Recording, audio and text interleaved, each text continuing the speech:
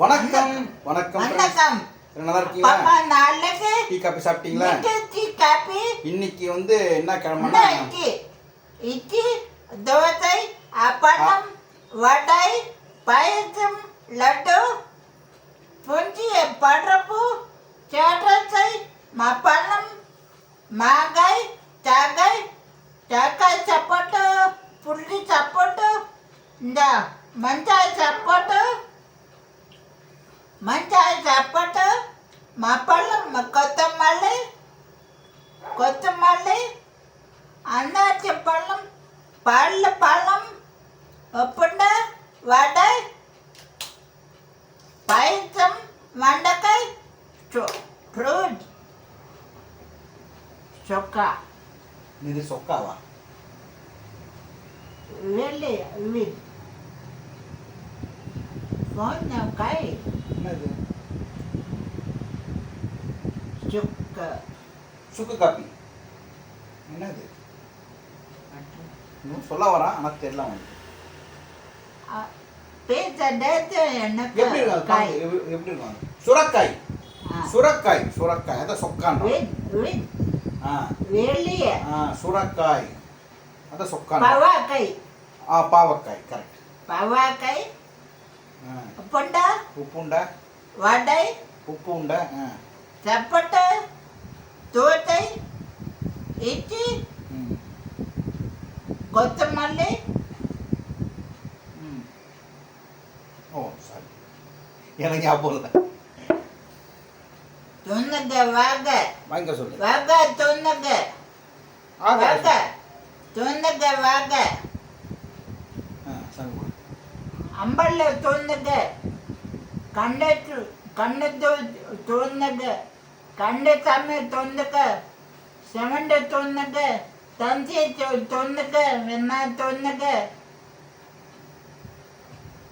உணவு நீரும் தினம் தந்த தெய்வமே என்றும் உமக்கே நாம் நன்றி சொல்லுவோம். எத்தனை பேர் சாப்பிட்றப்போ நீங்கள் சாமி கொடுத்துட்டு சாப்பிட்றீங்கன்னு எனக்கு தெரியாது. இவன் பழக்கம் எனக்கு வந்திருக்கு. நான் சாமி சாப்பிட்னா கூட உப்பு தான் சாப்பிடுவேன். உப்பு ஜாஸ்தி ஆயிடுச்சா? ஆமாம் ஆமாம் ஆமாம் கொஞ்சம் பரவாயில்ல சாப்பிடலாம். இன்னைக்கு காலைல வந்து என்னால் வீடியோ போட முடியல சூரிய கூட. ஏன்னா என்னாச்சு? நான் செக்குச்சுண்ணா சரி மென்னக்கா கட்டுறது கட்டுறது. இன்னைக்கு காலையில் என்னாச்சு? என்கிட்ட சொல்லு. அதாவது நான் வந்து காலையில் எழுந்திரிச்சு பாத்ரூமில் இருந்தேன். பாத்ரூம் போயிட்டு பல்லையில் வளைக்கின்றப்போ எங்கேயோ குரல் பாபு பாபு பாபு பாபுன்னு கேட்கு. இவன் குரல் மாதிரி இருக்கு. ஆனால் அந்த பாத்ரூமில் தண்ணி ஊற்றுறப்போ பதன்னு ஊற்றுறப்போ ஃப்ளஷ் பண்ணுறப்பெல்லாம் சவுண்டு சரியாக கேட்காது. எல்லாத்தையும் ஆஃப் பண்ணி கக்கூசில் கேட்டுருந்தா அவன் கூப்பிட்ற சவுண்டு கேட்டுச்சு. கூப்பிட மாட்டானா இவன். அப்புறம் அவசரமாக கீழே ஓடி வந்தேன். வீடு ஃபுல்லாக என்னாச்சு? வீடு ஃபுல்லாக மோஷன் ஆகிடுச்சு. அது சில சமயம் இப்போ நான் ஒருத்தர் அந்த மாதிரி ஆகும். லுங்கி ஃபுல்லாக பீ ஆகிட்டு ரூம் ஃபுல்லாக ஆகிடுச்சு. இப்போ அதாவது நம்ம டைம் எப்பவுமே என் ஃபோன் வந்து எனக்கு கால் பண்ணுவான். இன்னைக்கு கால் பண்ணேன். ஏன்டா நீ கால் பண்ண ஃபோன் கேட்டா, நீங்கள் என்னது போதிய பணம் இல்லாததால் போதிய இருப்பு இல்லாததால் உங்கள் ஃபோன் செயல் நேற்று வரைக்கும் ஃபுல்லாக இருந்துச்சு. இன்னைக்கு காலையில் பார்த்து இவன் அர்ஜென்ட்டுக்கு இது மாதிரி ஆகுது. இதான் நம்ம அர்ஜென்ட்டு தான் இவனுக்கு அவுட் பண்ணி இவன் கத்தணும்னு எனக்கு கேட்டுச்சு. ஃபோன் வச்சா நான் வந்துடுவேன். இருந்தாலும் அவ்வளோ நேரம் கத்தின்னு வந்துருக்கேன்.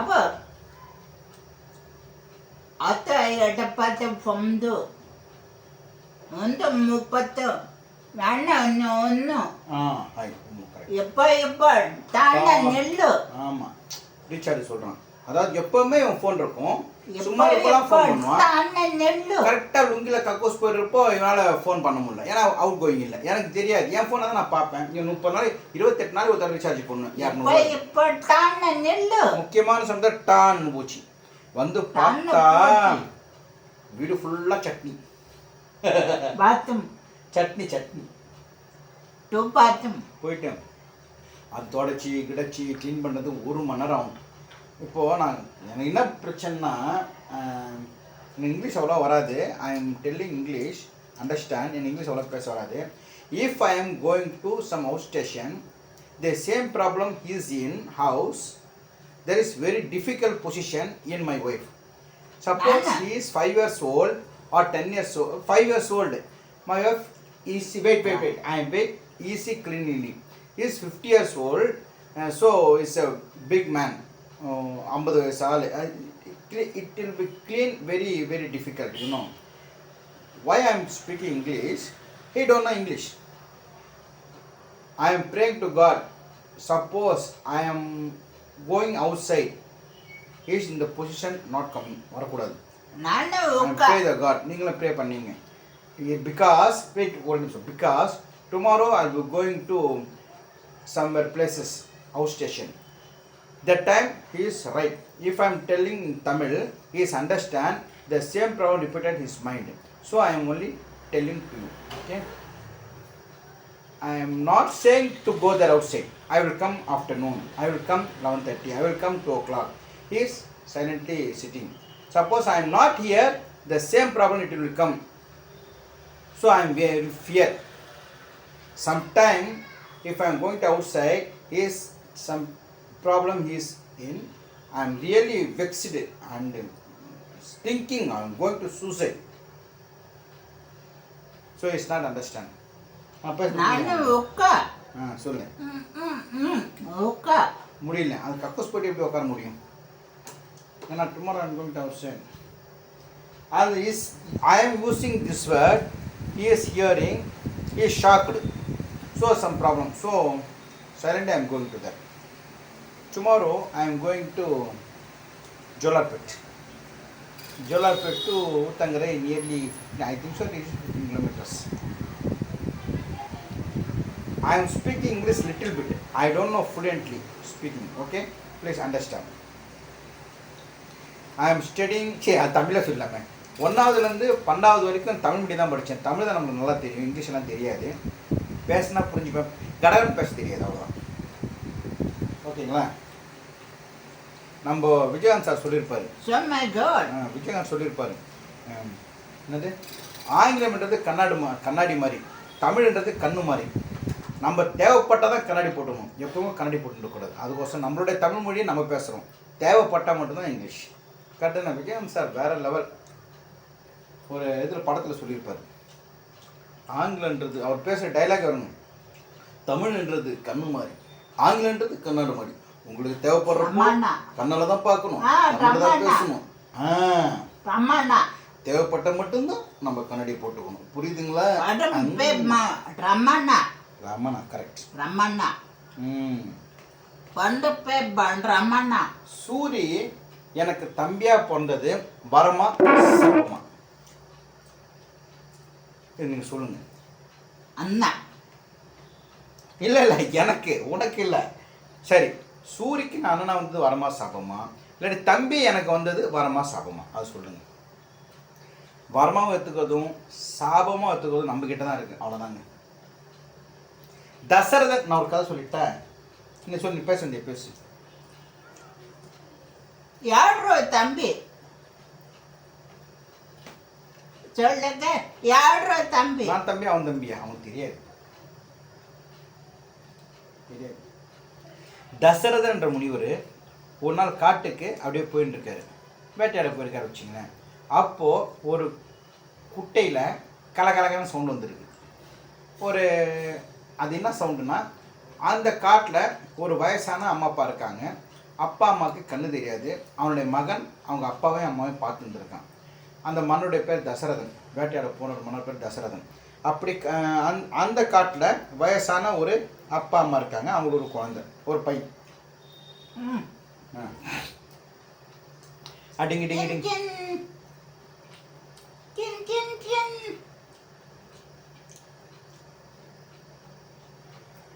அப்போ அந்த பையன் அவங்க அப்பா சொல்கிறாரு, தண்ணி கொஞ்சம் எடுத்துணும் அப்பா, குடிக்கிறதுன்றாரு. இருப்பா தண்ணி எடுத்துணும். அம்மா அப்பா ஒரு இடத்துல உட்கார வச்சுட்டு ஒரு சொம்பு எடுத்துன்னு ஒரு கமலில் எடுத்துன்னு போகலாம் தண்ணி எடுக்கிறதுக்கு. ஒரு குட்டை இருக்குது, அந்த குட்டையில் தண்ணி முனின்றாங்க, கலகலன்னு முனின்னு இருக்கிறப்போ அந்த பக்கம் தசரதன் வராரு, ராஜா வேட்டையாட வராரு. இந்த பக்கம் குட்டையில் சவுண்ட் வைக்கிறது சொல்லிட்டு கரெக்டாக வில்லை விட்றாரு. வில்லு விட்டோன்னா அந்த வில்லு நேராக போய் அந்த அம்பு நேராக போயிட்டு அந்த பையன் மேலே பட்டு கீழே விழுந்துடுறான். இந்த ராஜா கிட்ட போய் பார்த்தா அந்த பையன் மேலே அம்பு பாஞ்சிருக்கு. ஐயோ தப்பு பண்ணிட்டோம்னு சொல்லிட்டு ஐயோ மன்னிச்சிருப்பா, அதெல்லாம் இருக்கட்டும், நான் கொஞ்சம் சாவ போகிறேன். ஆனால் எங்கள் அப்பா அம்மா தண்ணி கேட்டாங்க, இந்த தண்ணி மட்டும் எங்கள் அம்மா பாட்ட கொடுத்துட்டு நான் செத்த விஷயத்த அவங்க தண்ணி குடிச்சப்பறம் இந்த மாதிரி உங்கள் பையன் செத்துறான்னு சொல்லுங்கள், இல்லாட்டி குடிக்காமே அவங்களும் ஹார்ட் அட்டாக் செத்தாலும் செத்துருவாங்க அப்படின்னு நெஞ்சொலி என்னொன்று.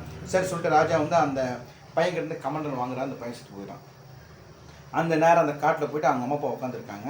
அவங்க அம்மா அப்பா கிட்ட வந்து தண்ணி கொடுக்குறதுக்கு இந்த ராஜா போகிறாரு. ராஜா போனோடனே டக்குன்னு இவர் தண்ணி கொடுக்குறதுன்னு அந்த ராஜாவோட கையை பிடிச்சிட்டாரு. கண்ணு தெரியாது பிடிச்சிட்டு சொல்கிறாரு, நீ என் பையன் கிடையாது. இன்னொன்று இவர் சொல்கிறார், எப்படி உங்களுக்கு தெரியும்? உங்கள் கையிலேருந்து அந்த சந்தன வாசனை வருது. என் பையன் வந்து நாங்கள் இல்லாமல் சாப்பிட மாட்டான். அதுவும் இல்லாமல் நல்லா ஒரு கல்யாணத்துக்கு போனால் அந்த சந்தனம்லாம் தடவை வைப்பாங்க, சாப்பாடை சாப்பிடுவாங்க. ஸோ அந்த சந்தன வாசம் என் பையன்கிட்ட வராது. நீ யாரு கேட்டால் நான் நாட்டு ராஜா. தண்ணி குடிங்கன்னா நீங்கள் எதுக்கு வந்தீங்க அதை சொல்லுங்க சொல்லிட்டு அவர் கேட்குறாரு. காலை உடனே காலை சரி சரி சொந்த வழக்கம். உடனே அந்த முனிவர் சொல்கிறாரு, என் பையன் கிடையாதுன்னா நீங்கள் தண்ணி குடிங்க ராஜா சொல்கிறாரு. ஆனால் அவர் குடிக்க மாட்டேங்குங்க, சொன்னால் தான் குடிப்பேன்ட்டு. அப்புறம் சொல்கிறார், இந்த மாதிரி தெரியாதனமாக நான் அம்பு வந்து விட்டுட்டு அவர் சித்திரார் உங்கள் பையன் ஒன்று சமக்கம் வந்துடுது. நம்ம ஒரு சாபம் விடுறோம், என் பையனை இழந்து எப்படி நான் தவிக்கிறனோ அதே மாதிரி உனக்கும் உன்னுடைய குழந்தைய இழந்து நீ தவிப்ப சொல்லிட்டு ஒரு சாபம் விடுறாரு. ஆனால் தசரதன் சொல்கிறாரு, நீங்கள் விட்டது சாபமாக இருக்கும், ஆனால் அது எனக்கு வரும்.